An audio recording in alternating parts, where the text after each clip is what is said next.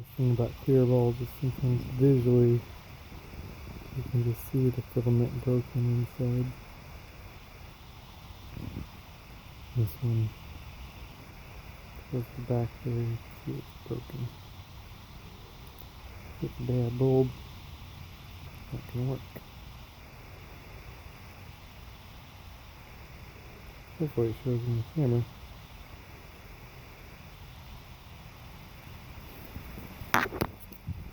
Yeah, here's a good one.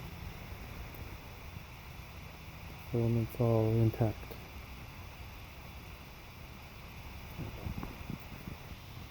Saved me a trip, because the other one was bad. Here's the oven I needed it for. Put it in already. I showed that in another video, so yeah, okay.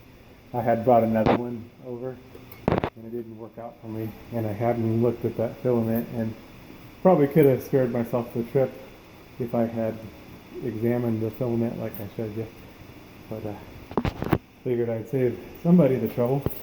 You can't do that on a frosted light, and that may be why in some ways a clear bulb is a little bit advantageous in that you can see what's going on. You can't do that with a frosted bulb, but that's the story there. Hope it saves somebody a trip, some footwork, some mileage, save you some mileage on the feet.